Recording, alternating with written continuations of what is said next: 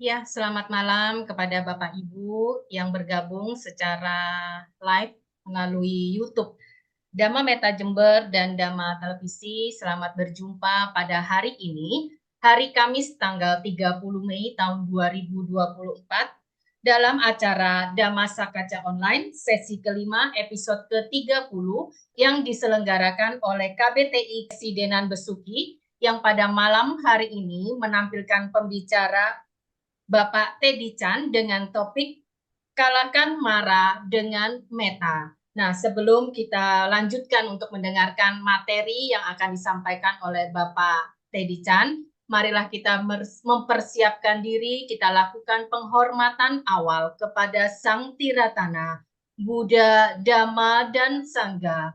Saya akan memimpin pembacaan Nama Karapatan. Arahang Samma Sambuddho Bhagawa Buddhang Bhagawantang Abhiwademi Swakato Bhagavata Dhammo Dhammang Namassami Supatipanno Bhagavato Sawaka Sangho Sanghang Namami. Selanjutnya, marilah kita bersama-sama mendengarkan pembacaan syair Dhammapada yang akan dibacakan oleh Miss Elmi. Kepada Miss Elmi, saya persilahkan.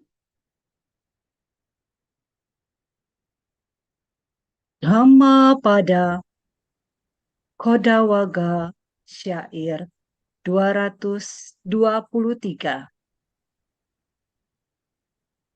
Akko te na jine kodang asa do sa tuna jine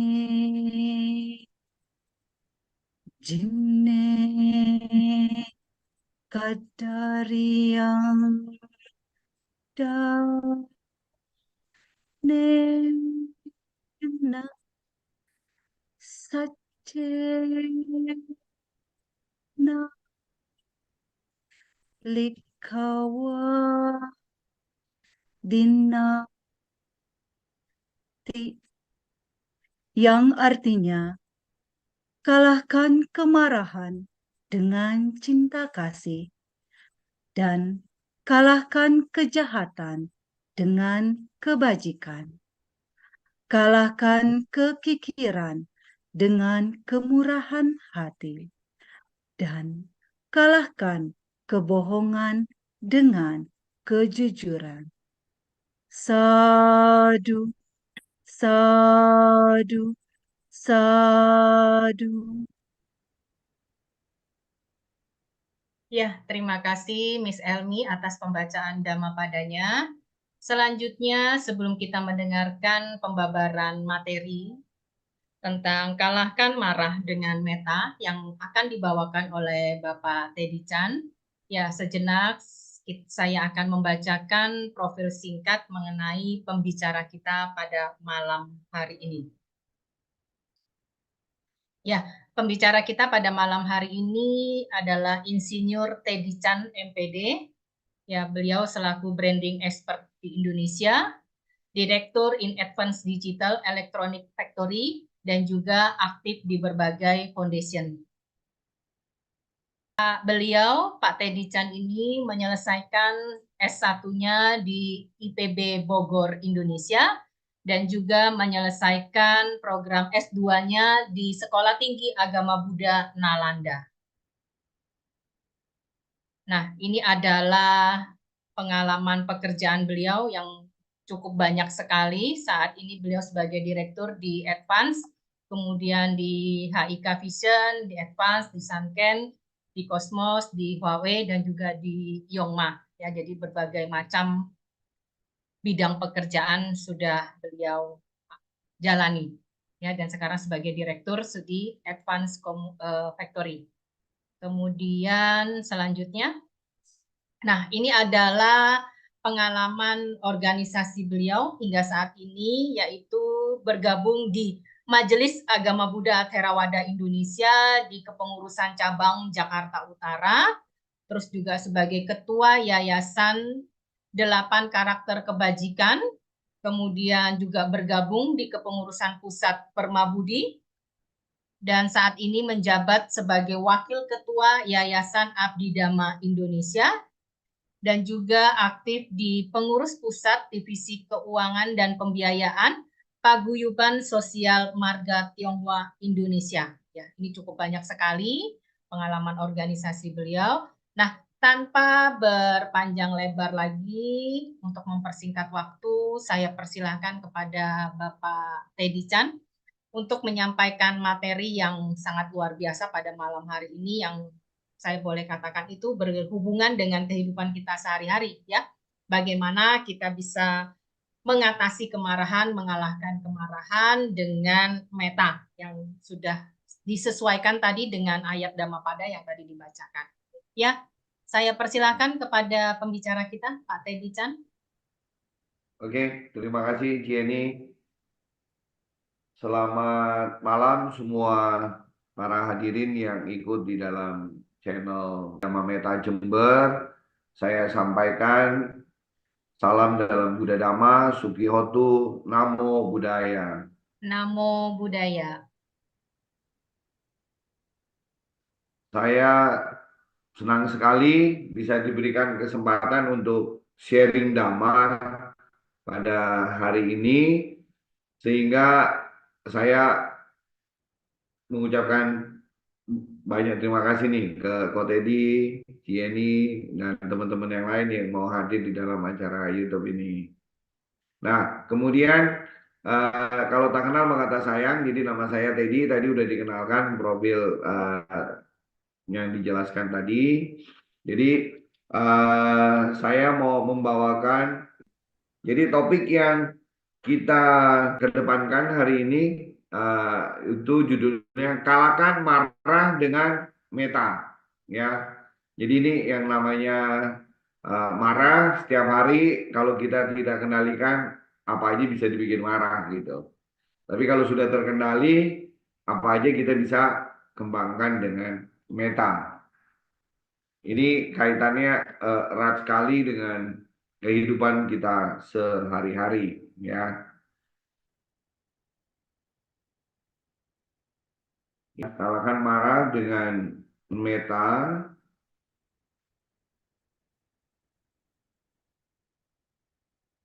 Yang saya mau sampaikan di sini adalah mengubah marah menjadi ramah, ya. Jadi mengubah marah menjadi ramah ini adalah kalau kita lihat permainan kata-katanya, kalau nggak pakai hak semua, bagaimana mengubah marah jadi rama gitu kan. Rama kan panggilan Romo lah istilahnya, ya, di dalam Maka Budi gitu, untuk di Pandita Agama Buddha.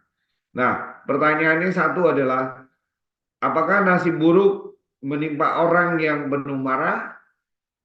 Nasib buruk itu menimpa orang yang penuh marah, betul nggak?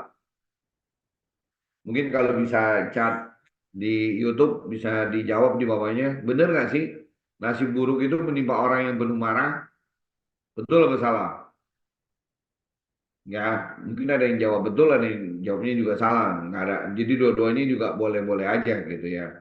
Tapi biasanya sih kalau orang yang marah-marah, udah pasti dia punya tensinya jadi naik, ya. Kemudian kalau dia marahnya tidak terkendalikan, itu bisa mukul dan menghancurkan apa saja yang ada di depannya. Bahkan yang lebih marah lagi, kalau marahnya tidak terkendali, bisa menggunakan alat yang membuat seseorang menjadi melanggar Pancasila Buddhis, ya kan? Bisa jadi dia sampai membunuh, sampai dia mau ngambil barang orang gitu kan, dia ngerampas. Bisa juga mungkin udah Pancasila Buddhisnya bisa dilanggar lah. Itu kalau udah dilanggar dari itu semua pasti masih buruk sih kalau menurut saya menimpa orang yang penuh marah gitu. Ya, kalau mau marah-marah itu sebenarnya gampang sekali untuk dilakukan gitu. Karena apa? Karena kita sebagai seorang putu jana itu pasti masih ada yang namanya loba dosa moha kalau kita sebutkan. Ada keserakahan, ada kebencian, dan ada kebodohan batin kita. Kalau pada saat kita serakah, misalnya orang lain dikasih handphone kalau di dalam rumah, ya ini adiknya dikasih handphone, kokonya nggak dikasih handphone, kokonya bisa marah nggak? Bisa marah-marah gitu kan. Salah siapa?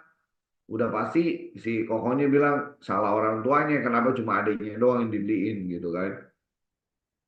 Itu di dalam rumah, apalagi di luar. Ya, kalau yang namanya keserakahan itu di dalam bisnis udah banyak sekali terjadi. Karena yang namanya uang itu kadang-kadang nggak kenal saudara katanya, ya kan? Ada sampai di dalam viral itu kan seorang ayah sampai dibukulin sama anaknya gara-gara rebutan tanah kosongnya gitu. Terus sampai meninggal. Ini adalah salah satu nasib buruk yang bisa menimpa orang yang penuh marah. Otomatis kan tetangga ngedenger yang perilaku seperti itu udah langsung ditangkap di penjara, mungkin bisa dibukulin juga gitu sama yang lain. Kemudian apalagi yang membuat itu kebencian.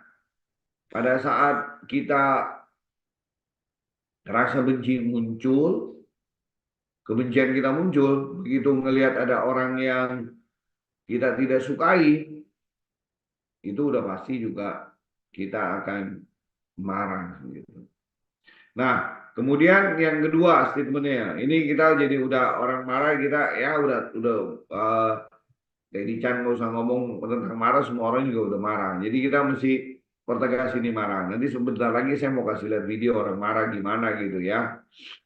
Kemudian ramah tamah dalam tindakan itu mendatangkan nasib baik. Betul nggak? Jawabannya boleh betul, boleh salah juga sih. Kadang-kadang yang ramah tamah jadi orang yang ramah dimanfaatin orang melulu, disuruh-suruh orang baik dikerjain sama itu.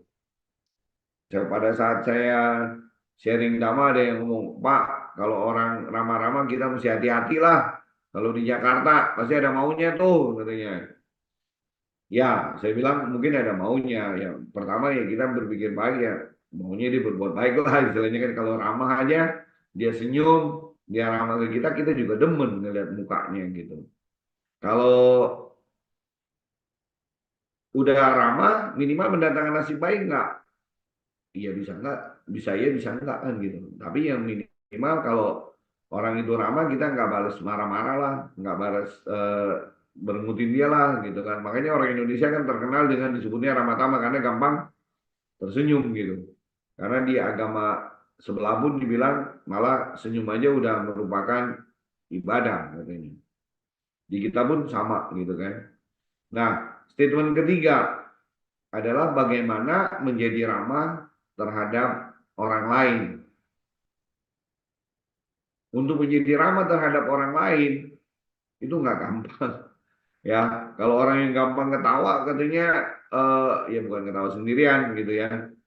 Itu kelihatannya gampang, tapi sebenarnya nggak gampang. Karena yang tadi kita sebut tiga akar kejahatan itu benar-benar ada di dalam kita kalau kita nggak kikis setiap hari dengan dana sila samadinya itu sulit tapi bisa kita lakukan. Nah, lalu apa kaitannya dengan meta? Dengan cinta kasih universal, baik pikiran, ucapan, dan perbuatan. Nah, ini yang kita mau lihat di berikutnya.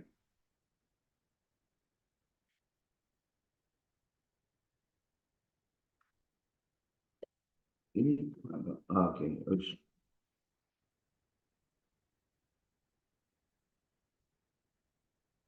Nah, kalau lihat muka sebelah, mukanya lagi marah. Kita demen kan ngeliat orang seperti ini, ya kan? Mukanya lagi muka marah. Kemudian yang sebelahnya kita rubah menjadi mukanya ramah.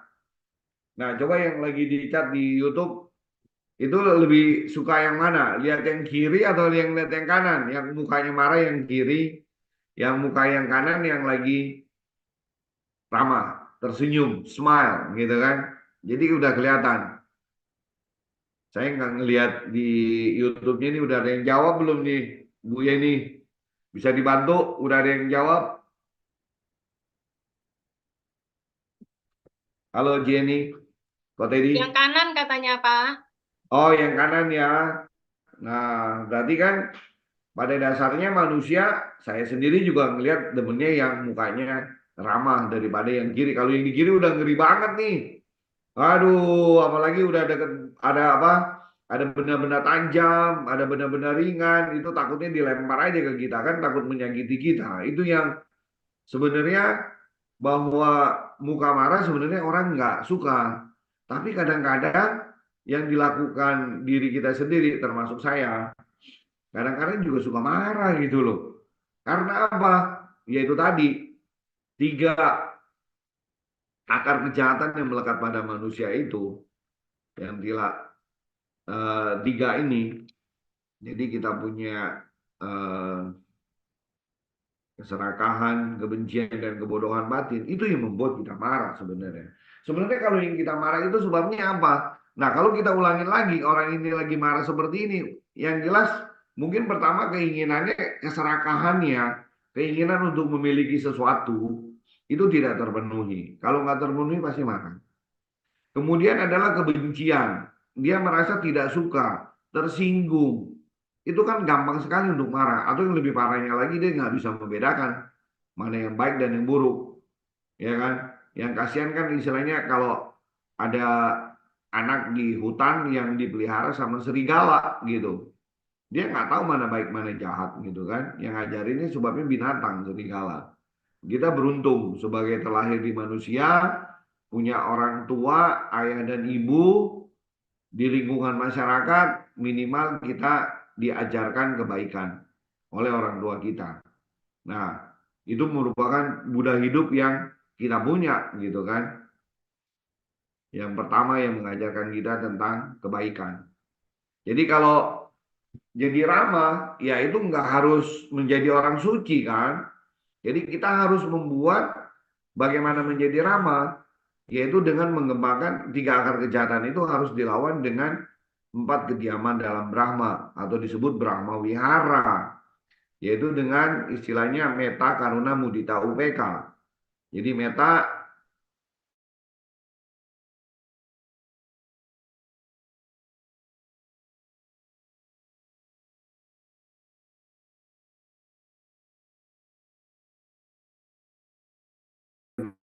metanya, kita bukan sirik atau dengki, tapi kita merasakan dia juga harus sebagai dengan kasih sayang lah istilahnya gitu kan. Kalau mudita itu harus dengan bersimpati atau berempati gitu. Kalau UPK kita berseimbang semuanya.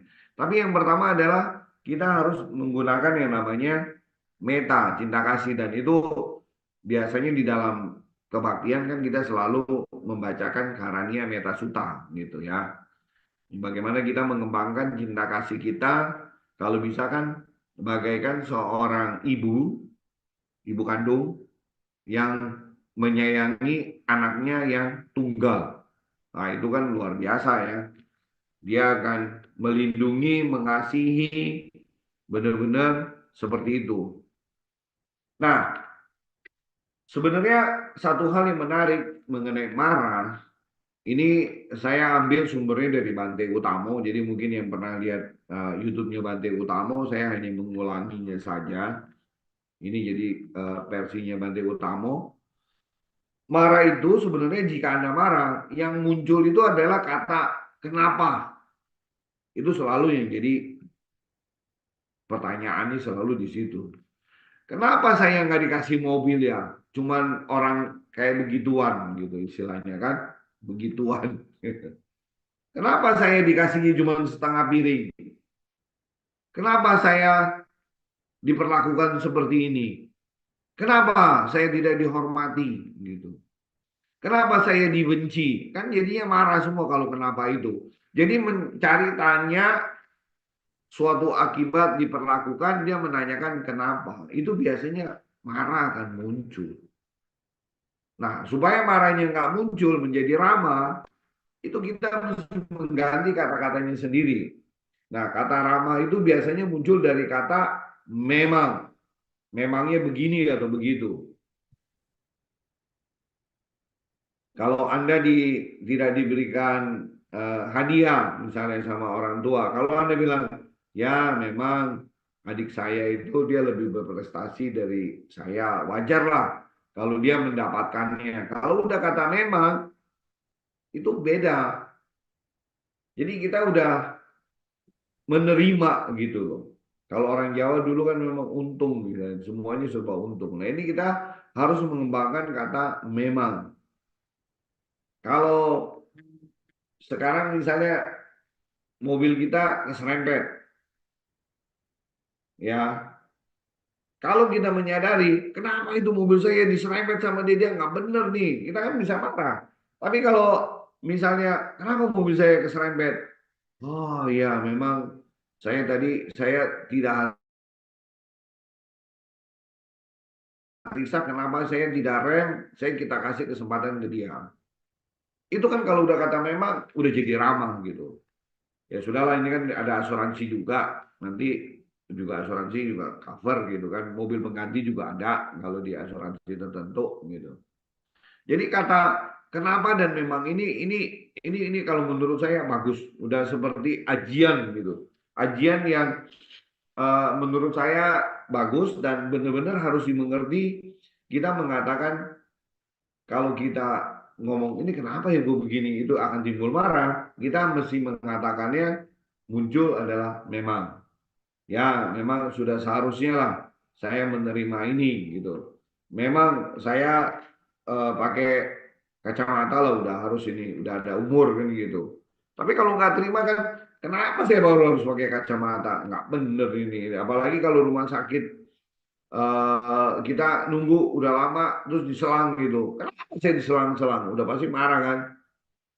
Oh, memang orang itu kayaknya lagi butuh banget tuh untuk diperlakukan. Jadi Brahma wiharanya yang muncul, metanya yang muncul yang di sana gitu. Kalau muncul sifat Brahma wiharanya yang muncul, itu memang akan kata memang, itu yang lebih banyak muncul. Tapi kalau Anda masih tetap selalu mempertahankan yang namanya kenapa, yang tiga akar kejahatannya itu dipelihara, dia punya keserakahan, kebencian, dan kebodohan batinnya itu selalu Anda katakan kenapa. Nah ini kita mesti bercermin nih. Anda biasa bilang kenapa atau memang. Nah itu nanti mesti kita introspeksi itu ya kan. Ini penting sekali untuk diri kita. Nah ini saya kasih satu ilustrasi. Orang ini marah-marah sampai tidak terkendali sampai menghancurkan barang. Nah ini kita tonton bareng-bareng.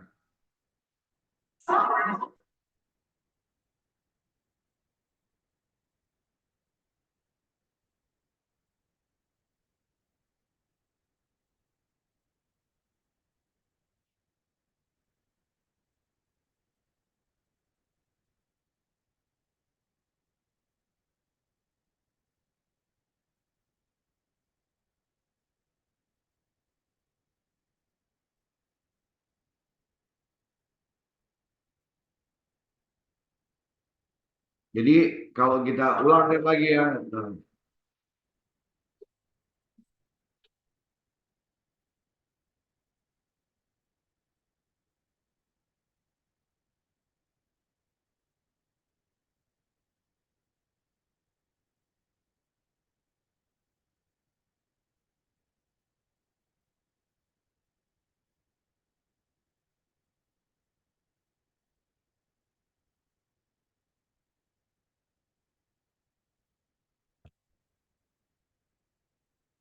Jadi kalau kita melihat tadi orang yang marah tadi, itu adalah kemarahan yang tidak terkendali, kira-kira karena apa sih?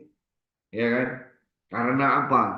Jadi dia di dalam hatinya mengatakan kenapa, misalnya itu kan mungkin di dalam satu pertandingan dia nggak menang gitu kan, dalam suatu perlombaan dia waktu diumumin nggak menang di tempat pengumuman dia masih bisa menahan diri, tapi begitu di rumah dia udah nggak tertahankan lagi. Kenapa saya harus jadi kalah, kenapa ini nggak beres gitu.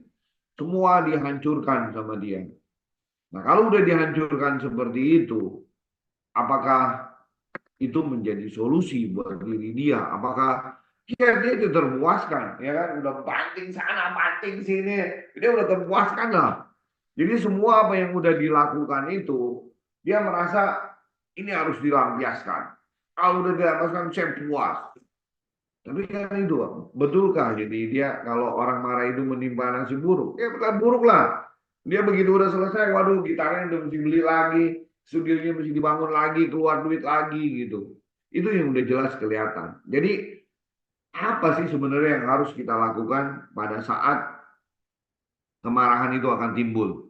Ya, kemarahan pada saat timbul yang paling pertama kalau kita marah itu udah menjadi common, udah menjadi kebiasaan seluruh dunia. Psikolog juga mengatakan tarik nafas dalam-dalam, ya, tarik panjang, ya kan? Karena kalau kita marah itu kita udah pasti lagi ngos-ngosan, udah kayak kerbau dicocok hidung itu yang lagi capean lari gitu. Nah ini kan yang harus kita sadari gitu, ya.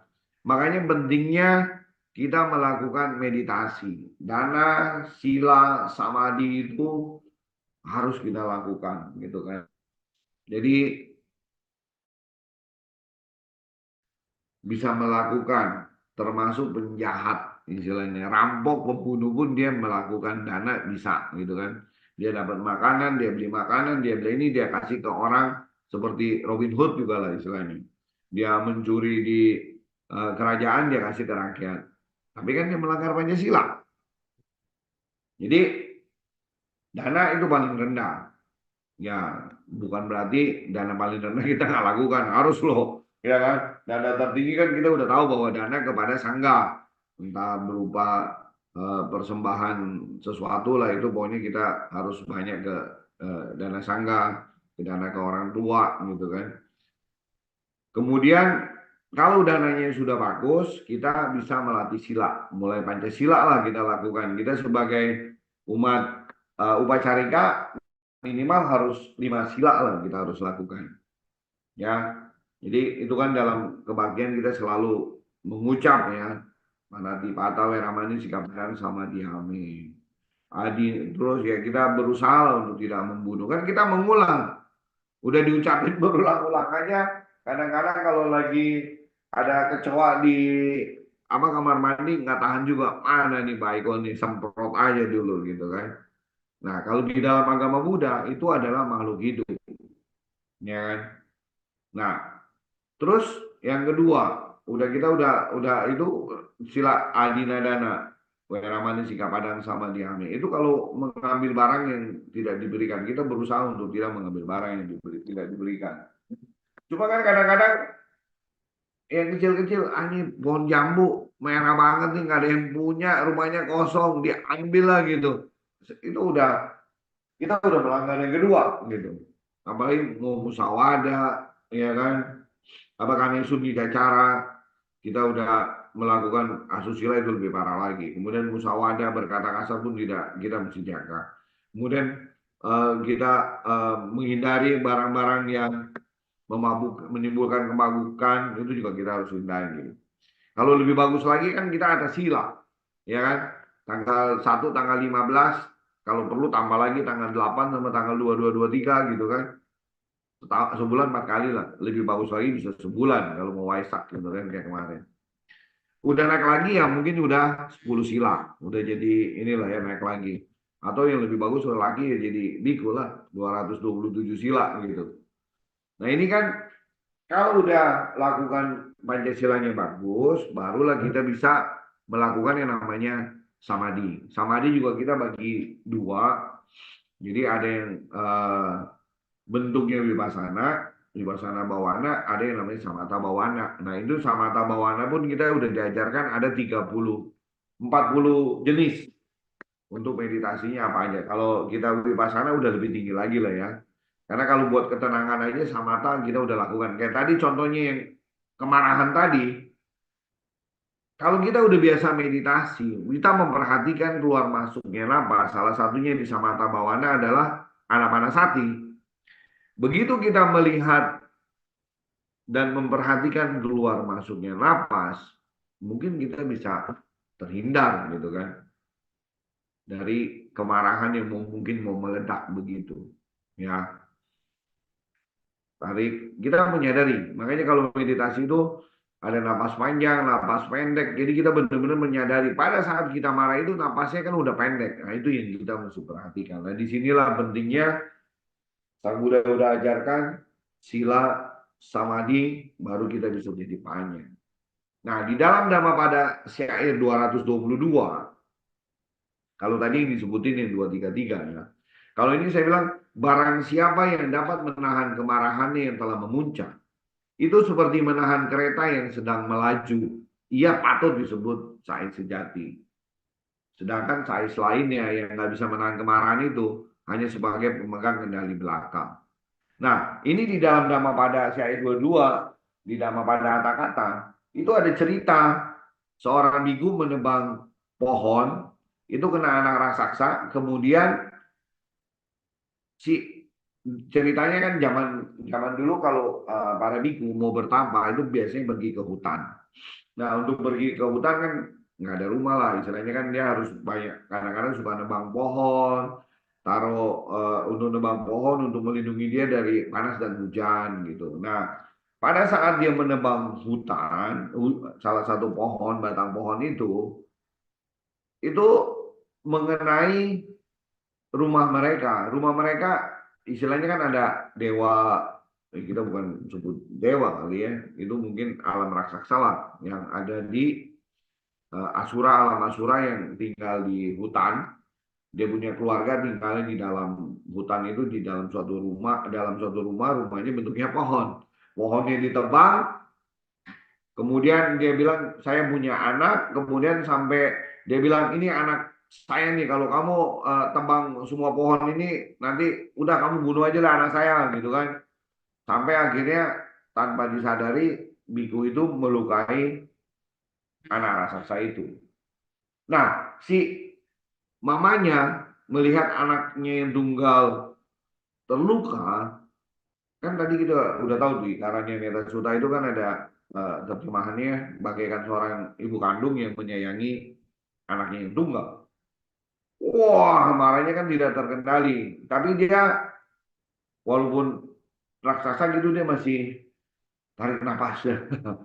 Aduh, ini kalau dia pernah mendengar ajaran Sang Buddha, kalau saya sampai melukai atau membunuh dari biku ini, saya pasti masuk neraka paling dalam. Biku ini tentu ada gurunya. Saya harus temuin gurunya. Ya kan, gurunya adalah Sang Buddha kan gitu. Nah, kemudian si raksasa ini menemui Sang Buddha. Mau masuk ke wihara kan biasanya kalau Asura kan dijagain sama para dewa. Tapi dia bilang dia mau ngadu. Ini bikunya gini-gini. Akhirnya diperkenankan. Sang Buddha suruh masuk. Dia bercerita seperti ini. Kemudian dipuji kan sama Sang Buddha. Si raksasa ini sampai mencapai jana 1 kalau nggak salah. Jadi barang siapa yang dapat menahan kemarahannya yang telah memuncak, itu seperti menahan kereta yang sedang melaju, yang dipatut sebut sai sejati. Sedangkan sai lainnya hanya sebagai pemegang kendali belakang. Nah, ini adalah Dhammapada syair 222 yang kita bisa ambil dan kita terapkan dalam kehidupan kita sehari-hari, bahwa kita bisa mengurangi kemarahan kita dengan meta, ya kan? Jadi kita kaitkan antara kemarahan dengan meta. mau tanya, Jenny, ini saya bicara sampai jam berapa dikasih waktu ya? Tadi belum dikasih tahu. Sampai jam 9 sendiri kan atau harus tunggu tanya jawab ya? Iya Pak Teddy, nanti ada sesi tanya jawab Pak Teddy. Oh, jadi kesempatan untuk risetnya masih berapa lama? Kurang lebih sekitar 40 sampai 45 menit Pak Teddy. Tadi Oh, ini berarti se- saya udah lewat nih. Oke, ini saya tinggal satu lagi deh. Saya hanya mau lihat satu video lagi, setelah itu kita tanya jawab ya. Lebih enak tanya jawab lah. Nah, ini saya mau kasih lihat bagaimana yang namanya kemarahan itu yang menimbulkan luka di dua sisi, ya. Jadi si anak yang belum mengerti cinta kasih seorang ibu, berarti kan masih diliputi sebagai kebodohan batin atau moha. Dia tidak menyadari cinta kasihnya seorang ibu. Dan ibunya juga karena saking sayangnya kalau anaknya terjadi sesuatu, dia pasti marah-marah dulu. Ini saya nonton ini terus terang sampai meneteskan air mata karena kan kita benar-benar baru tahu bahwa inilah kasih sayang seorang ibu gitu. Nah, ini kita saksikan bersama ini. Ini videonya bagus sekali nih.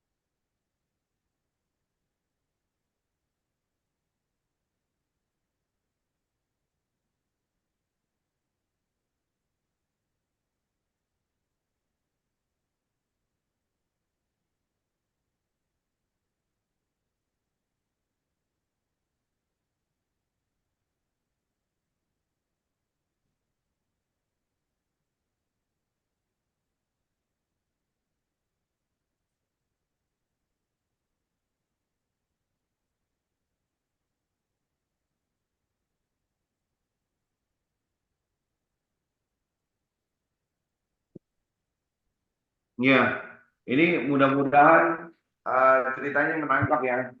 Jadi bagaimana saya sendiri udah nonton berkali-kali tetap aja air matanya ngembeng gitu.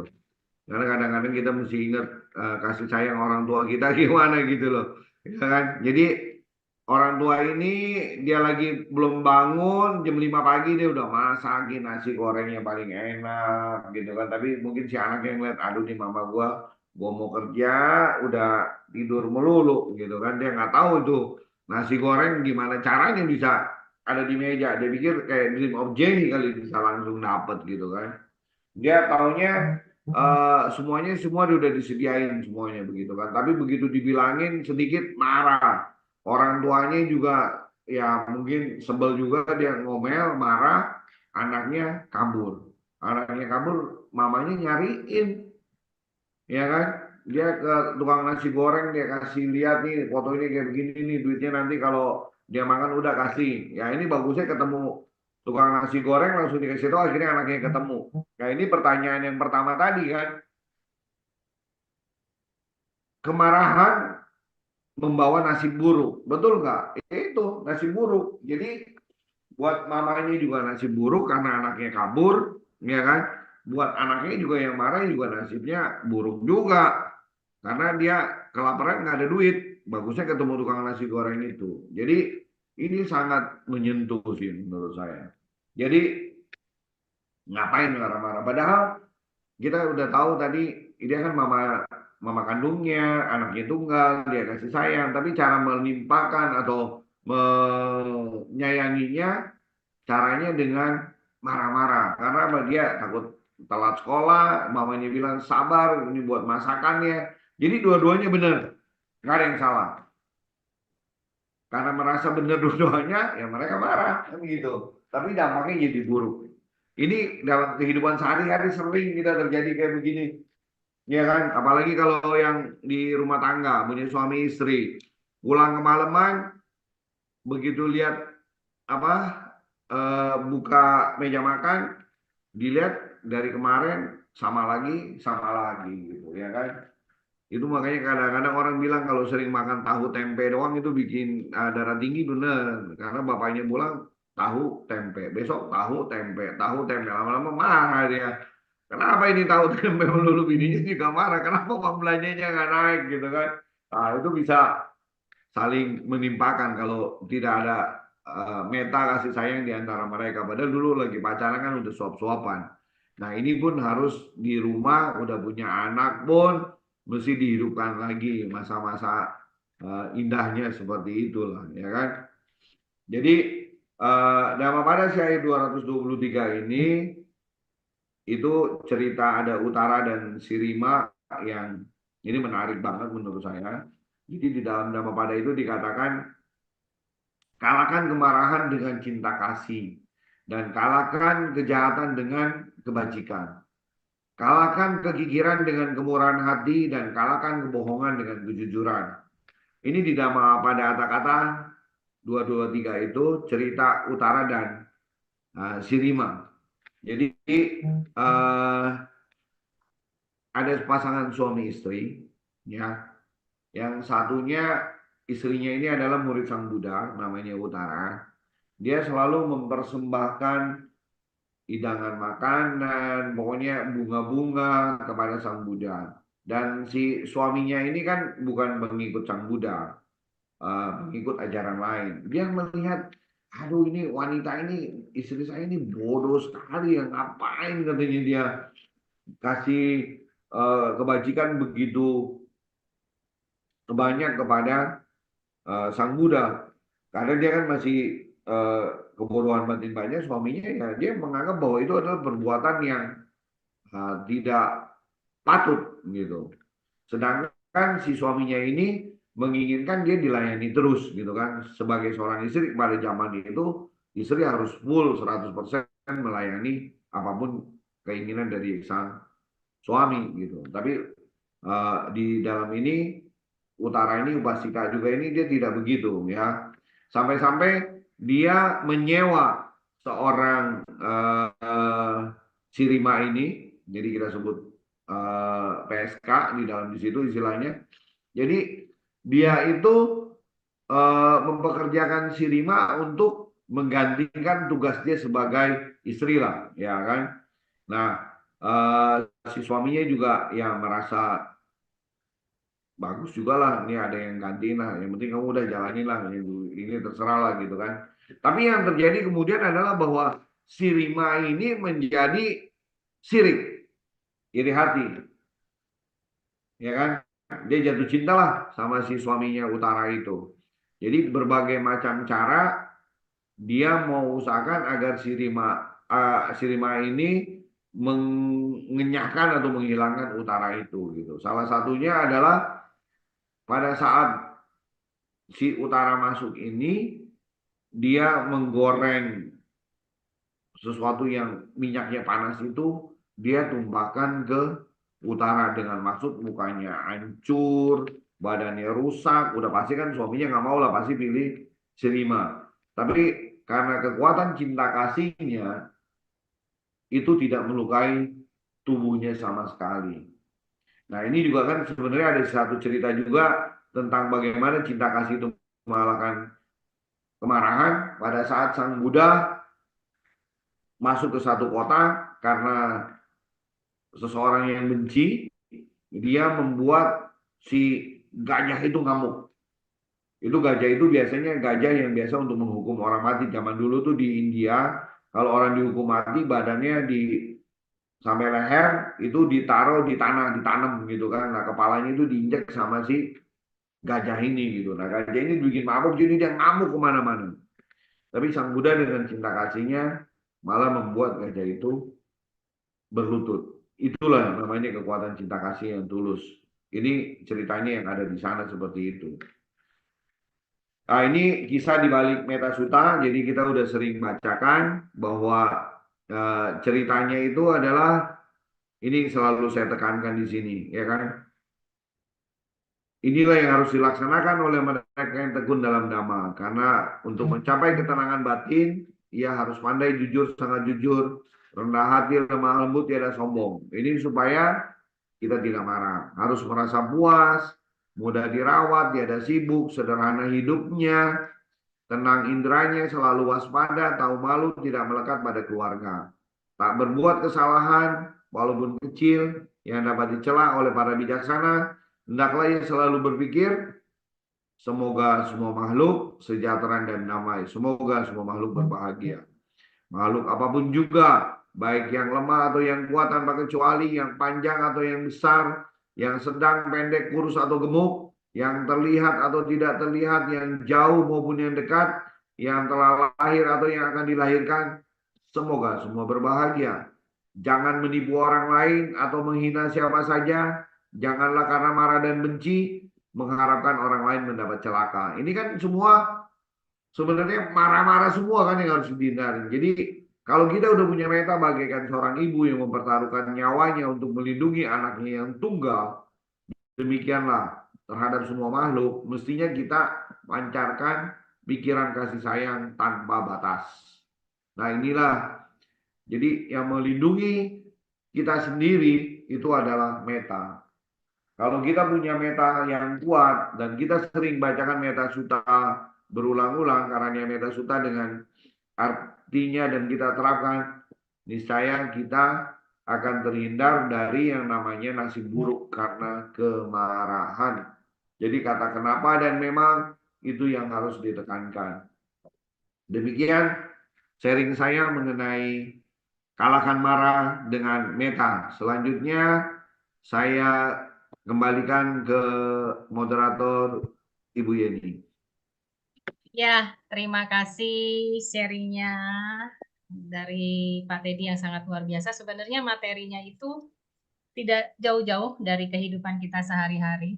Ya, terutama video yang terakhir Pak Teddy itu sangat menyentuh saya sekali karena itu saya seperti bercermin dari kejadian sekitar 20 tahun lebih yang lalu. Ya, jadi saya pernah di posisi anak perempuan tersebut. Saya merasa dikekang, saya merasa seperti di penjara, gitu kan. Saya tidak melihat ke sisi kebaikan yang dilakukan oleh orang tua saya.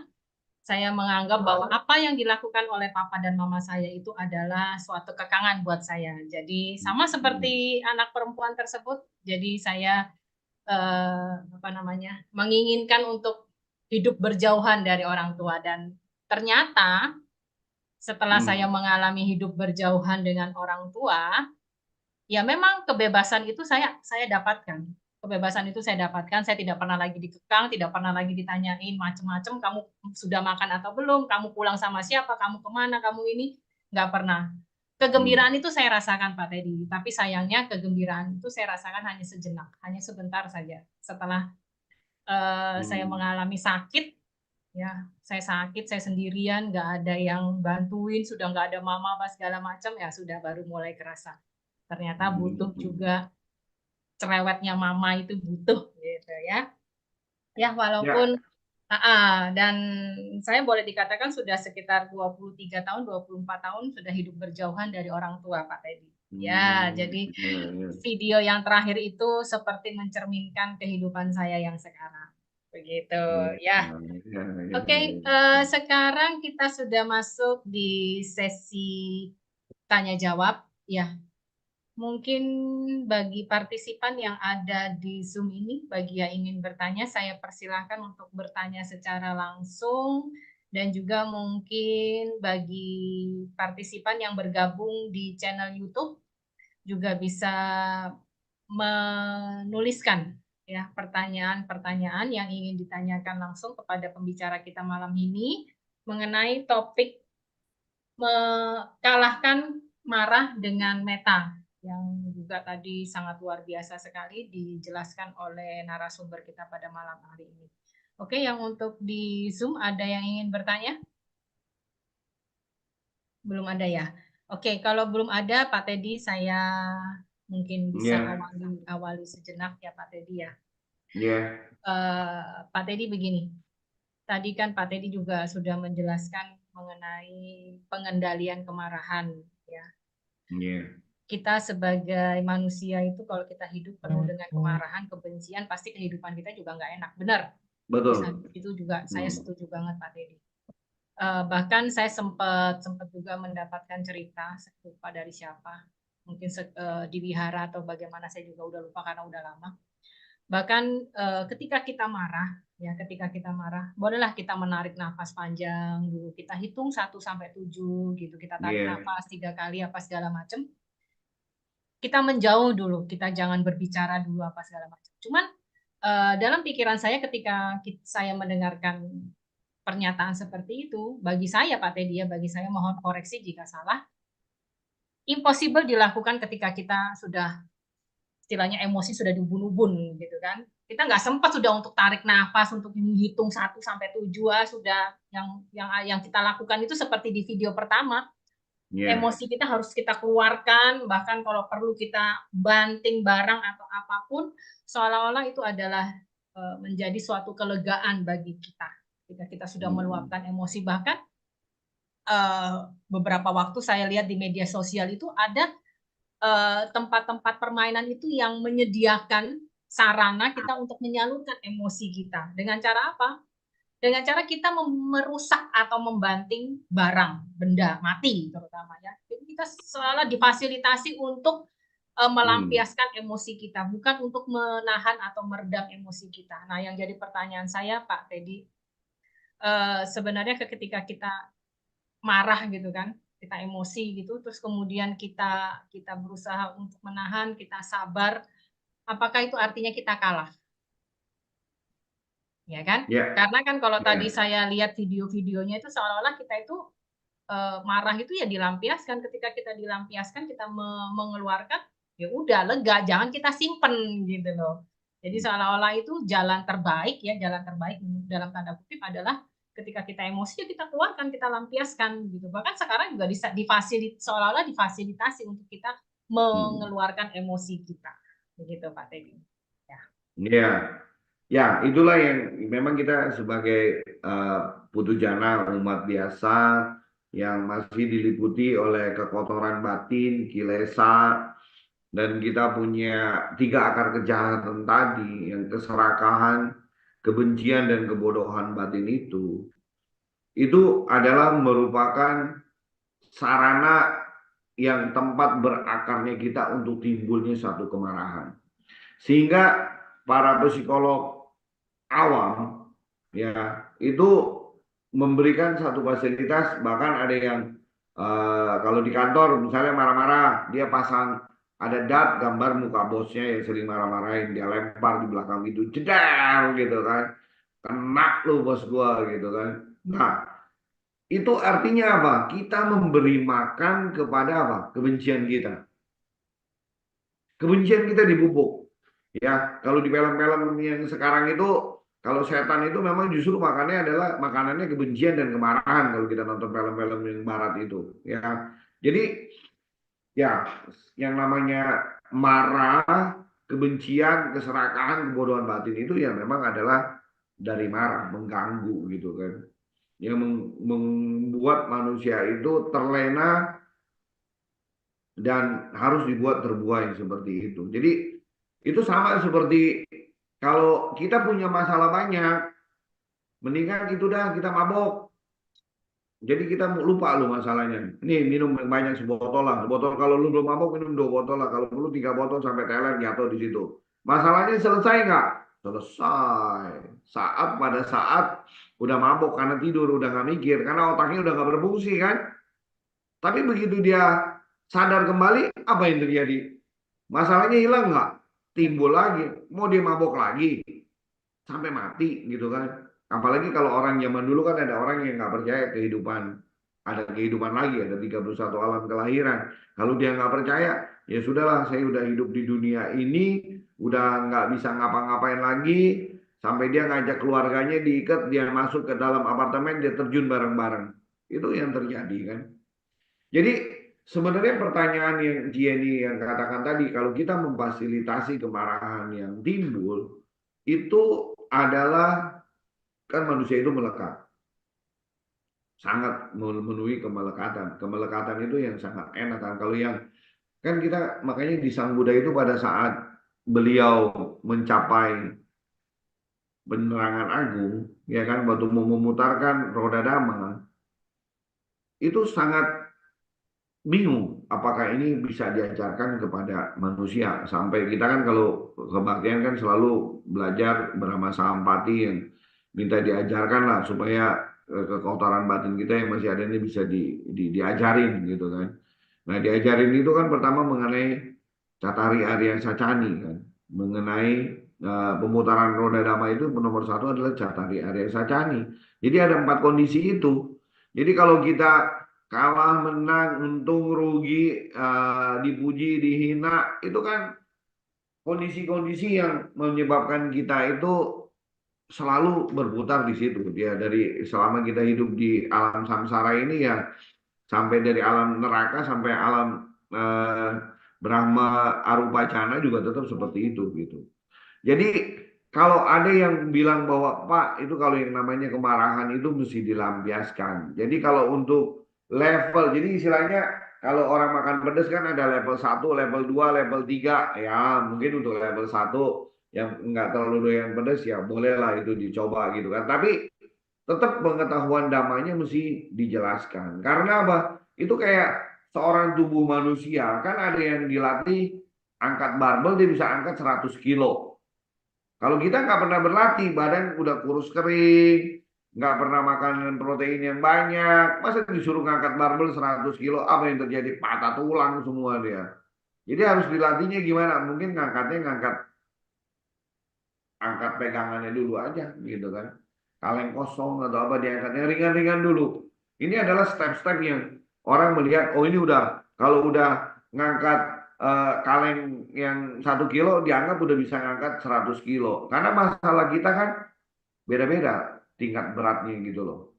Nah kalau kita orang yang sudah terlatih dengan dana sila samadinya itu, keberatan-keberatan yang besar itu kita bisa hadapi. Nah inilah pentingnya belajar dhamma. Makanya saya lagi itu ada topik, mau sukses, mau kaya, mau hidup bahagia, itu belajar dhamma. Dari Sutta Pitakanya semuanya ada semua. Jadi kalau yang tadi dikatakan Jenny, apakah kita memang harus lampiaskan seperti itu? Ya, untuk di tahap level 1, oke. Tapi harus dikasih tahu, harus disadari. Kamu nggak boleh ulangi berkali-kali gitu loh. Karena saya pernah baca juga yang paling bagus itu kalau Anda marah, itu ambil papan, terus ada paku, kamu pantek, kamu marah sekali gitu kan. Selama setahun itu mungkin ada kali kan 100 paku yang nempel di sana. Nah, setelah 1 tahun, paku itu dicabutin semuanya. Ya, apa yang terjadi dengan papannya? Banyak lubang. Nah, lubang-lubang itu adalah luka-luka semuanya. Dan sekarang yang lebih hebat lagi udah di penelitian manusia. Pada saat Anda marah, ya Anda marah luar biasa kayak tadi tuh yang contoh videonya dia banting-banting gitar lah, banting studionya gitu ya. Kalau darahnya diambil, kemudian dimasukkan ke dalam tikus, percobaan tikus putih, menurut Bu Yeni kira-kira apa yang terjadi dengan tikus putih itu? Ya, Pak. Kira-kira tikus putihnya begitu dimasukin darah merah orang yang lagi marah-marah itu gimana kira-kira tikusnya? Enggak sih. Pusing-pusing, Iya, keliar-keliaran? Hah? mungkin jadi Menurut menurut Bu Yeni apa? nggak ada ide sih. Nggak ada ide. Belum pernah dengar ya. Itu Belum. penelitian ilmiah. Jadi yang tadi tuh orang lagi marah-marah, yang lagi banting-banting studio, banting-banting gitar, darahnya diambil kayak orang donor darah sedikit ke jarum suntik, itu disuntikin ke tikus putih. Nggak ada bayangan. Nggak ada Apakah jadi bayangan. Baru sehat? dengar kali ini, Pak Teddy. Baru kali ini, apakah jadi sehat atau malah jadi apa? Itu tikus bukannya sehat, bukannya pusing, bukannya lari-lari atau kejang-kejang. Mati, Bu. Wow, dahsyat juga ya efeknya kemarahan. Dahsyat sekali. Makanya kalau orang marah-marah itu selalu itu menciptakan yang namanya karsinogen. Tahu nggak itu karsinogen itu? Nggak. Karsinogen itu adalah pembawa kanker. Oke, Jadi, oke. Sel ya, kanker ya. sel kanker. Mm-mm. Sel kanker itu kan sebenarnya adalah sel darah manusia yang di dalamnya yang berubah fungsi lah, istilahnya nggak beraturan, nggak nurut gitu loh. Mm-mm. Nah, itulah akibat dari kemarahan itu sendiri gitu. Nah, jadi kalau udah tahu tingkat ilmiahnya seperti itu, apakah ibu masih mau menjalankan harus melampiaskan kemarahan itu? Harusnya nggak. Iya, karena udah tahu bahayanya kan.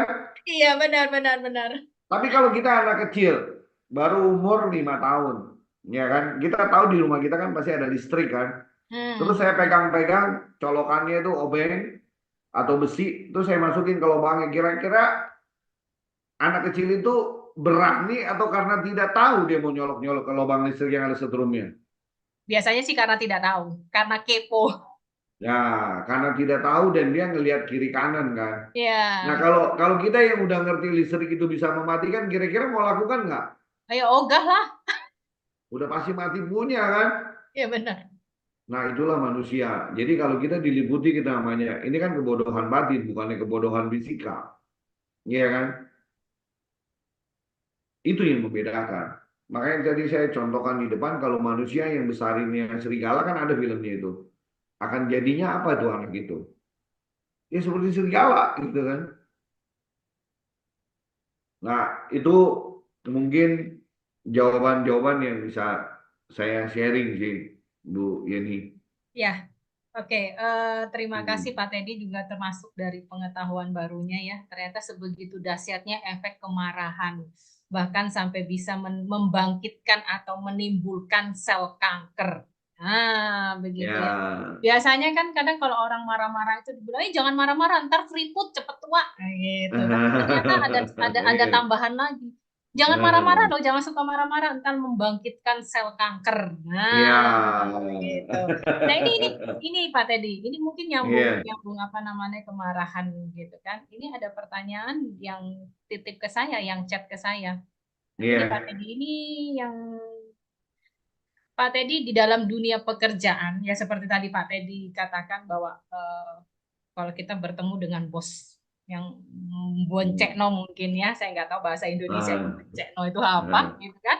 Tadi Pak Teddy mengibaratkan, oh post fotonya bos kita itu kita tempel di mana, udah kita lampiaskan aja, gitu. Nah, Iya. sebenarnya ini ada yang titip ke saya, ada yang chat ke saya. Bedanya marah sama galak di dalam dunia pekerjaan itu apa Pak Teddy? Ya, begitu mungkin ini Iya, pertanyaan. iya, memang kita di dalam bekerja kan ada yang beruntung, ada yang nggak beruntung lah istilahnya. Makan kadang-kadang kalau saya di dunia profesional itu suka ngomong ke anak buah, kalian kalau gajinya 100%, itu 50% gaji, 50%-nya itu untuk dimarah-marahin. Kamu bisa terima Hmm. nggak kalau kayak begitu? Wah, Pak, saya mah nggak bisa Pak kalau dimarah-marahin. Nggak mau dah, saya nggak mau. Ya udah, nggak usah masuk kerja. Iya, iya, iya. Saya pernah mendengar istilah seperti itu. Jadi, salary yang kita terima itu sebenarnya bukan full 100% untuk istilahnya itu apresiasi terhadap pekerjaan kamu, Iya, tidak. Tapi iya, adalah iya, iya. sebagian adalah apresiasi terhadap pekerjaan kamu, yang sebagian lagi Iya, itu adalah yaitu bagiannya kamu dimarahin, kamu iya, di ibarat kata nah, diinjek-injek, diapain iya, bahkan segala macam iya, itu sudah termasuk iya, dari bagian salary kamu gitu iya, loh sebenarnya. Ya, itu saya pernah benar. dengar Pak Teddy. Iya, Ya, nah itu benar-benar. kan tadi seperti pernyataan kenapa dan memang. Pada saat kita ditegur sama atasan, atasan itu kan biasanya nggak orang gila juga lah. Kalau dia udah jadi atasan, apalagi jadi owner, itu dia pasti punya wisdom, punya kebijaksanaan. Nggak ada suatu perusahaan yang sudah berdiri, dia bisa running, bisa gaji karyawan, salesman-nya apa, penjualannya bagus, perusahaannya maju, itu yang mimpin orang nggak waras, nggak ada. Di situ sepakat nggak kita? Tidak waras itu dalam arti kata apa Pak Teddy? Tidak waras itu ya orang gila yang nggak ada ujuk-ujuk dia bisa marah-marah punya lah. Kalau kita dekat orang gila, kenapa kita takut? Karena bisa tiba-tiba dia bisa pukul kita, bisa hajar kita gitu kan. Itu yang disebut nggak waras. Makanya kita Oke, takut sama orang gila kan. iya sih. Sampai saat ini saya juga belum berani untuk berdekatan dengan orang-orang seperti Iya, itu Pak Teddy. karena nggak ada nalarnya kan. Ya, Kadang-kadang dia bisa bertindak tanpa logika, tanpa nalar gitu. Nah, jadi pada saat Anda kerja, kalau Anda dimarahin atau digalakin, itu pasti ada sebabnya. Nggak mungkin tiap pagi datang tepat waktu misalnya orang produksi. Terus tiba-tiba dipanggil di mana? Kamu datang tiap hari tepat waktu melulu. Kenapa sih nggak telat-telat? Ada nggak kira-kira yang marah begitu? no, no, Orang no, gila. no. Orang gila kan? Pasti kalau yang dia marah, kamu kerja sebulan saya gaji 15 hari datangnya telat, izinnya seminggu. Kalau dimarahin begitu, kenapa saya dimarahin, Pak? Mm-mm. Orang saya telat, ya itu bukan salah saya, Pak. Salah bisnya, Pak. Bannya pecah lah. Ya kan? Kenapa Bapak marah saya? Orang saya sakit kok. Oh, Bapak melawan Tuhan. Tuhan aja kalau sakit kita mesti berdoa gitu. Jadi semuanya ada di luar kan. Mm-mm. Jadi yang timbul adalah kenapa gitu loh. Kenapa saya dimarahin? Itu kan munculnya kenapa? Itu makanya yang Bante Utama ngomong tadi. Dan kita nggak terima kan. Jadi caranya Yes. gimana? Ya udah lampiasin aja lah. Kurang ajar nih si bos. Marah-marahin gua ambil dah, gua timpukin lah dia gitu. Puas dah gua. Lega dah gua, lega, lega, lega gitu. Jadi dia bukan mengintrospeksi diri, tapi menyalahkan balik gitu. Terus pekerjaannya salah, ya kan? Ngetik typo melulu. Suruh ngetik 5G ditulisnya jadi GG. Terus di ini salah gitu. Lah, kalau seperti itu kan kita jadi pada saat digalakin, dimarahin kan bukan melihat kenapa dia marah-marah begitu. Kan ada why-nya gitu kan. Oh, dia marah karena memang saya salah ini. Saya mengerjakannya nggak sesuai instruksi gitu. Tapi pada saat Anda sudah mengerjakan semua instruksi Anda dimarahin dan terus dimarahin, ya bosnya nggak waras lah. Ya Anda salah masuk gitu. Tapi biasanya Perusahaannya masih jangan lupa Pak bangkrut. Teddy untuk aturan nomor Ah, satu. Biasanya bos itu tidak pernah salah. ya. Jadi kalau saya juga kan udah seumur ini kerja, saya juga karir dari salesman. sampai jadi presiden direktur punya perusahaan juga ya ngalamin seperti itu. Udah jadi begini pun masih diomelin sama customer gitu loh. Lu jualan barang rusak melulu gitu kan. Oh iya bos, yang mana yang rusak? Dijual 1.000, rusaknya berapa banyak bos? Itu ada tuh satu kemarin. Oh, tuh, ya. Dengerin aja ya kan. Ya memang kalau ada rusak satu ya ada rusak ya kita perbaiki lah. Enggak ada rusak. Ya kalau dia beli satu 1.000-nya rusak gitu kan, itu kan satu per mil. Dia marahnya kayak orang gila, terus dia sampai banting-banting semuanya. Mungkin saya akan udahan bisnis sama dia kan gitu juga. Tapi kita mesti dengerin dulu. Ya, memang saya akuin saya ada mungkin ada salah ini satu gitu. Oke. Kan juga mungkin akan ada solusi gitu. Dia galak, mungkin sama bininya takut kalau dia nggak bisa ngomel. Kebetulan ya ada kan customer is the king kan, ada supplier Iya, iya, iya, diomelin iya, iya. dulu. Biasanya biasanya pelampiasannya itu di luar, Pak. Biasanya Di pelampiasan itu luar, di luar, di luar, ya. di luar, Di luar, benar, bener. benar, Dia benar. nggak berani marah sama bos. Ya gitu tadi, dimarahin sama bos, pulang nggak ada dat, ya udah pulang ada bini gua nih, gua ngomel ya. Sama Ya. bini takut, anak lah ini, gua jadi hajar dulu. Anak ini juga takut, Iya, ada iya, iya, pembantu, iya, ada iya, supir iya. yang diomelin dulu. Benar, Nah, benar, itu benar. adalah kemarahan yang masih di dalam ada kebenciannya itu. Nggak ada meta gitu loh. Justru kalau Anda bilang bos Anda marah-marah, ya bos, kemarahan Anda saya terima, saya salah gitu kan. Udah, diam kayak gitu. Walaupun nomor tadi bilang kan, bos kan selalu benar, walaupun dia salah, iya bos saya salah. Si bos malah akan makin reda. Kalau malah dibilang, bos, jangan marah-marah dong, lu yang salah kok marah-marah sama gua kan gitu. Masih mau kerja lama nggak? Masih mau makan gaji nggak? Ya kan? Nggak makan gaji aja, apa istilahnya kita jadi supplier aja sering diomelin sama yang beli barang gitu loh. Ya kan? Jadi yang namanya kemarahan itu pasti akan terjadi dan kita melakukan dan pasti ada menerima. Tapi kalau kita meniru Sang Buddha kan nggak pernah marah. Sang Buddha dia punya muridnya berantem aja, dia nggak marah-marah, malah dia menghindar. Ya udahlah pergilah yang tadi Cian bilang, ya udahlah pergilah jangan gituin. Tapi dengan perasaan meta, bukannya pergi pulang langsung banting-banting gitar ke studio hajar gitu kan. Itu juga bukan solusi. Karena apa? Ya. Brahma Wihara ini belum dikembangin. Meta Karuna Mudita UPK-nya itu mesti dikembangkan. Dana Sila Samadinya itu mesti dijalanin. Ngomong mah gampang, ya kan? Di mana-mana juga kalau orang mau kurus, mau langsing ya mesti olahraga, makan dikurangin, tidur cukup. Tapi bisa nggak dilakukan? Ada aja, Ngemil. ada yang bisa, ada yang enggak. Iya, iya, Teorinya udah iya. tahu kan, Iya, kalau iya, mau iya. langsing, ya Iya, kan? benar-benar. Iya, tapi kok kenapa mesti ada orang yang kurus banget, orang ada yang gemuk? Oh itu karena penyakit, tapi bukan penyakit apa-apa ya, penyakitnya penyakit mau ngemil. Kadang kan ada juga omongan bahwa ya apa, Nah, praktek itu tidak segampang teori gitu loh kan. Ya jadi kamu mau ya, langsing mau kurus ya diet lah gitu. iya, Tapi ternyata praktek untuk diet untuk menjaga pola makan itu ya tidak segampang itu begitu. iya, Iya. Oke. makanan enak gitu. Apalagi kalau sudah ngeliat makanan yang menarik hati Pak Teddy. Waduh, Iya. godaan iman terlalu tinggi gitu. Iya, iya, iya, iya, Ah, iya. Oke, oke. ah, Eh, oke, mungkin masih ada kesempatan lagi yang ingin bertanya. Kalau tidak ada, ini Pak Teddy. Ini saya ada iya, titipan lagi Pak Teddy.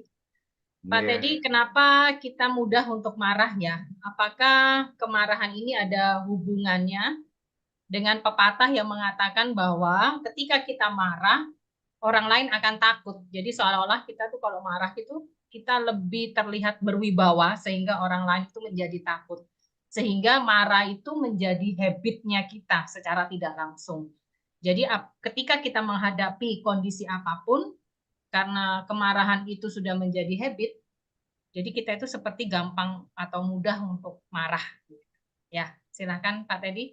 Iya, itu pertanyaannya bagus sekali tuh. Jadi kalau kita marah itu udah kayak macan lah gitu kan, pasang muka serem. Nah. Jadi orang udah Nggak- takut duluan kan.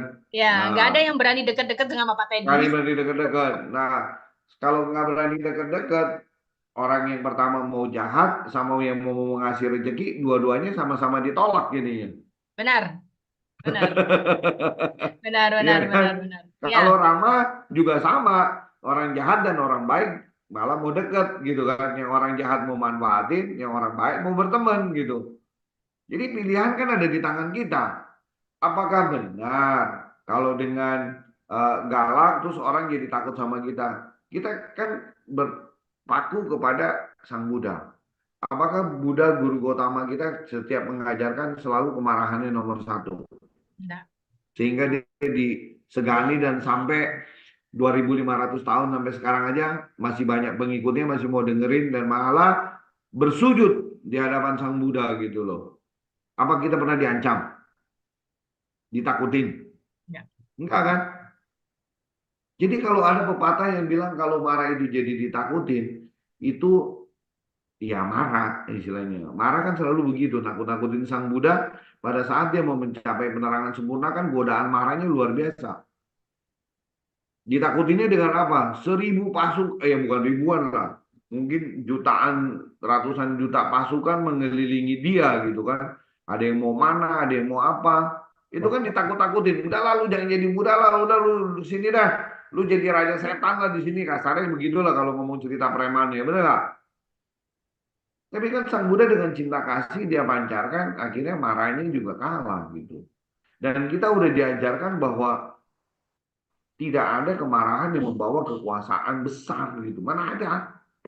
Ya dia takut pada saat itu, tapi di belakangnya kan wah hajarin dari belakangnya ini kan gitu. Ya, Jadi ketakutan untuk tidak berkuasa dilawan dengan kemarahan dan kemurkaan yang mau ditimbulkan itu tidak ada. Makanya kalau saya dulu sering nonton film silat tuh ya, itu kalau diceritain balas dendam dulu, anaknya punya bapaknya mati, anaknya balas dendam ke sana, ini balas dendam, belajar silat bertahun-tahun gitu loh. Mana ada damainya hidupnya gitu. Seumur hidup hanya untuk apa membuat dia ditakutin gitu. Ternyata enggak juga gitu loh. Malah kebenciannya yang timbul dari keturunan yang mau habiskan. Nah, makanya kan kita udah tadi dibacain nama pada. Kebencian tidak akan berakhir jika dilawan dengan kebencian. Kebencian akan berakhir jika dilawan dengan cinta kasih. Jadi kalau ada yang berprinsip bahwa dengan marah bisa menakuti, iya mungkin pada saat itu kayak saya badannya gede, ada anak saya kecil, saya marahin, saya galakin, pasti dia takut, ya kan? yes. Tapi hati-hati loh, anak kecil dia bisa jadi gede, bapaknya jadi tua. Itu kan banyak anak yang sampai dilawan sama anaknya kan. Ngelawannya kapan? Ya pada saat bapaknya udah tua. Gua dulu dihajar begini udah tua, gua hajar balik loh. Itu kan jadi kita kan udah belajar NLP ya, ilmu baru ya. Jadi yang namanya terakhir kan alam bawah sadar itu 90%, 10% otak sadar. Sekarang udah lebih gila lagi. Ternyata alam bawah sadar kita itu bisa 99%. Yang muncul logika itu cuma 1%. Jadi kebayang kalau orang yang tiap hari dimarahin itu dendamnya luar biasa gitu loh. Ya kan? Benar. Jadi kan banyak tuh tukang bangunan bisa datang lagi bunuh orang yang ngomelinnya itu. Jadi kalau yang bilang marah itu bisa meningkatkan kewibawaan, tolong diganti lah. Kalau istilahnya mau galak mau enggaknya, lu senyum-senyum kalau memang jahat mah tembak aja. Iya, iya, Ya iya, tapi itu iya, kan nggak benar. boleh. Ya. Ya, itulah sedikit apa sedikit banyaknya cerita tentang dasarnya kemarahan yang bisa menimbulkan dendam dan benci. Bahkan saya Eh, juga pernah banyak sekali berita-berita sekarang yang di media sosial itu di Instagram terutama itu dendam seorang anak terhadap orang tuanya yang begitu lama dia simpan. Padahal kalau menurut saya ya sepele sih dari omelan orang tua, dari marahan orang tua. Jadi tapi karena ya sebenarnya tadi katanya Pak Teddy sekarang istilahnya secara badan, secara fisik itu besar, anaknya kalah. Tapi ya belum tentu juga, seperti katanya Pak Teddy, iya anak itu akan menyimpan dendam kebencian itu sekarang. Tapi nanti ketika anak itu sudah besar, dan Pak Teddy sudah istilahnya sudah sepuh, sudah tidak bertenaga lagi, nah itu dimanfaatkan oleh sang anak tersebut untuk membalas dendamnya. Ya sekian puluh tahun dendam kebencian itu dipupuk, disimpan gitu. Ya itu ternyata bahaya sekali. Selain juga menimbulkan sel kanker, juga bisa menghilangkan nyawa. Termasuk juga tadi ceritanya Pak Teddy mengenai kuli bangunan, itu sudah beberapa kali juga saya dapatkan di media sosial mengenai buruh bangunan yang boleh dikatakan menghilangkan nyawa majikannya hanya karena sakit hati karena mendengar omelan dari majikannya. Jadi ya sangat-sangat luar biasa sekali ini. Mungkin pemikiran majikannya ketika tadi sesuai dengan pertanyaan, marah itu supaya terlihat berwibawa, terlihat galak, terlihat ditakutin, tapi ternyata itu justru menjadi bumerang, menjadi senjata makan tuan yang akan kembali kepada diri kita sendiri. Begitu. Oke, Pak Teddy mungkin juga dan Ibu Bapak yang bergabung karena waktu juga sudah semakin larut. Jadi untuk sesi tanya jawab ini saya akhiri sampai di sini ya Pak Teddy. Terima kasih atas titipan pertanyaannya dan juga penjelasannya yang sangat luar biasa dari Pak Teddy. Nah, setelah tadi kita mendengarkan uraian materi, terus kemudian kita berdiskusi. Ya, saya sekarang mohon izin kepada Pak Teddy, mohon berkenannya Pak Teddy untuk memberikan closing statement untuk materi kita pada malam hari ini, kalahkan Mara dengan Meta. Silakan Pak Teddy. Oke, makasih Bu Yeni. Jadi seperti uraian yang tadi di depan bahwa kita kalahkan marah dengan Meta. Kita tahu bahwa kita marah karena kita manusia biasa. Kita punya 3 akar kejahatan yang kuat di dalam diri kita, yaitu kita punya keserakahan yang kita harus berlatih mengikis sedikit demi sedikit. Kalau kita tidak terpenuhi, kita jangan gampang marah. Kalau ada sesuatu yang tidak menyenangkan, kita jangan langsung membenci dan langsung mengekspresikannya dengan kemarahan. Itu benar-benar harus dikurangi. Kita kikis. Kita mungkin belum bisa menghilangkan, tapi kita bisa mengalahkannya dengan mengikis sedikit demi sedikit.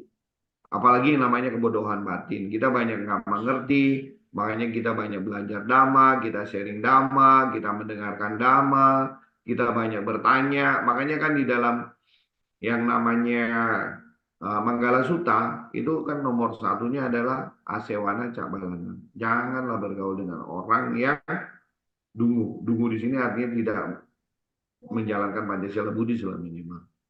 Nah, dengan kita udah tahu penyebab dari kemarahan itu adalah 3 akar kejahatan, kan Sang Buddha udah kasih obatnya. Obatnya adalah dengan Brahma Wihara.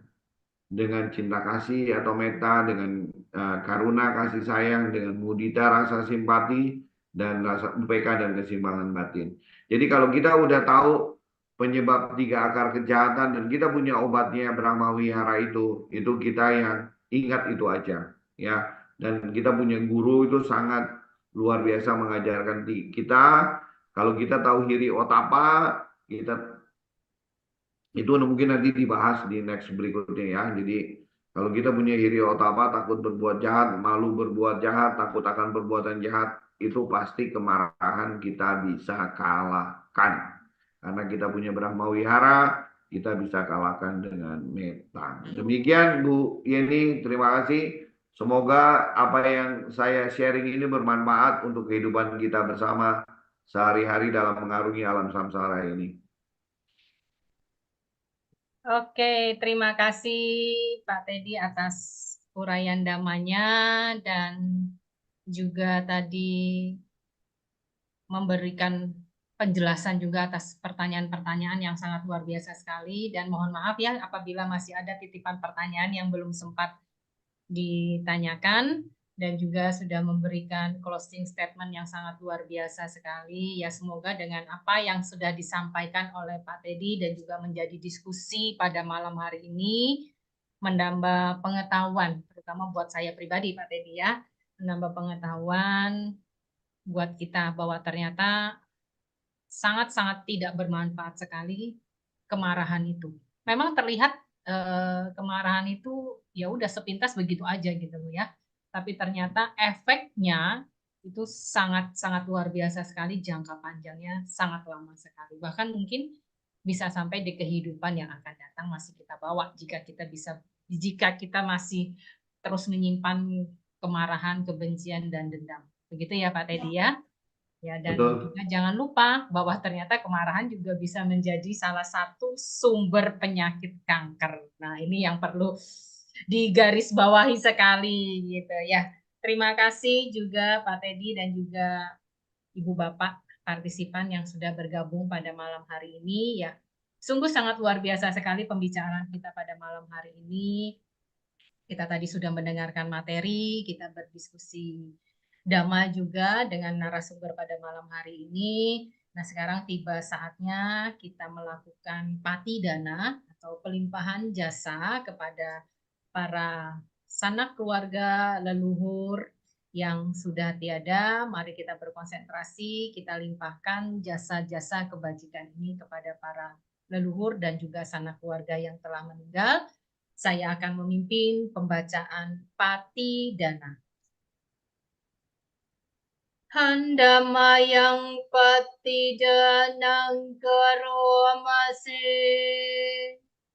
punyasida nikatasa yananya nikata nime te sanca bhagino hontu sattananta pamanaka ye piya gunawanta ca mahyang mata pita dayo ditha me ca pyadithawa anye majhata verino satta tithanti lokasming te bhumma catuyonika pance kacatuwokara sangsaranta bhawa bhave nyatang ye patidanam me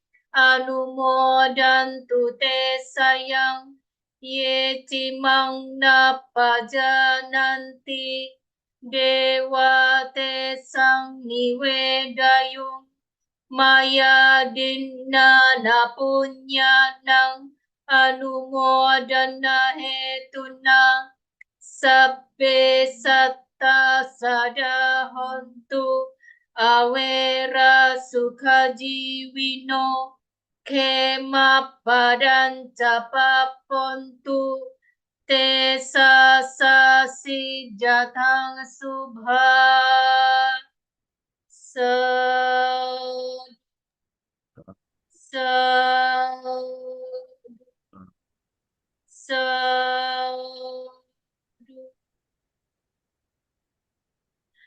Selanjutnya kita akan tutup dengan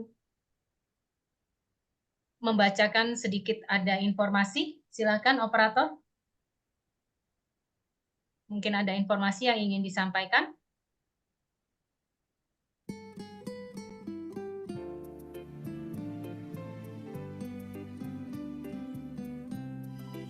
Ya, ini adalah rekening donasi yang bisa digunakan untuk menyalurkan donasi dari Ibu Bapak sekalian. Ada 2 rekening, yaitu di Yayasan Surya Dhamma Indonesia Jaya dan juga Yayasan Dhamma Meta Jember. Nah, bisa juga konfirmasi ke nomor telepon atau WA yang sudah tertera di slide pengumuman.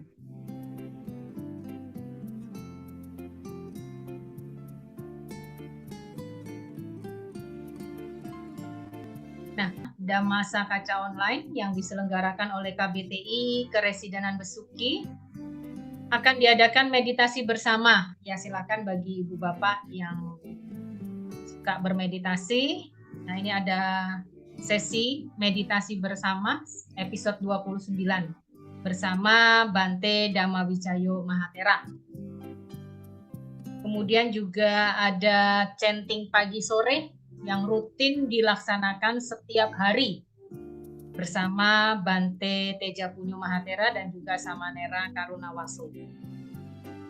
Dan ini adalah produk UMKM dari Wihara Dhammakerti Pesanggara Banyuwangi, yaitu batik Kinara Kinari.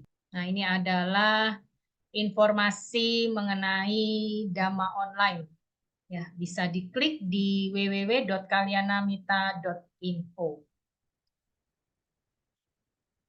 Ya, demikian pengumuman yang sudah disampaikan. Nah, selanjutnya izinkan saya untuk menutup acara Dhamma Sakaca online pada malam hari ini. Kembali, mari kita merangkapkan kedua tangan. Kita melakukan penghormatan kepada Sang Tiratana Buddha, Dhamma, dan Sangha. Saya akan memimpin pembacaan nama Karapata. Arahang Samma Sambuddho Bhagawa Buddhang Bhagawantang Abhiwademi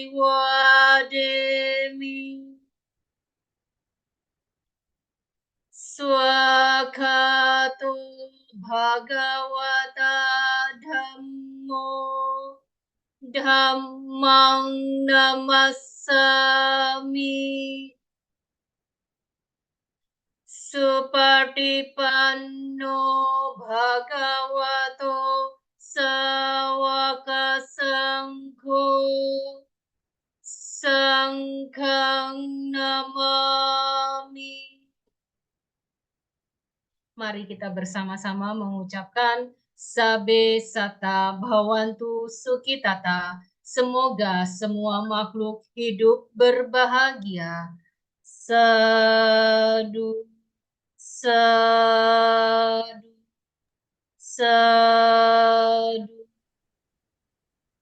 Ya, dengan demikian berakhir sudah acara Dhamma Sakaca Online season kelima episode 30 pada hari ini, hari Kamis tanggal 30 Mei tahun 2024 yang diselenggarakan oleh KBTI Keresidenan Besuki. Ya, terima kasih kepada narasumber kita pada malam hari ini, Bapak Teddy Chan, ya, dan juga partisipan semuanya yang bergabung melalui Zoom dan juga bergabung melalui YouTube.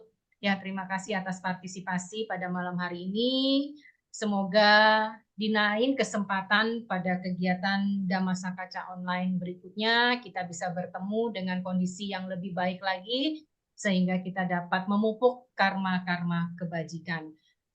Selamat malam, Sotihotu, Namo Buddhaya. Namo Buddhaya.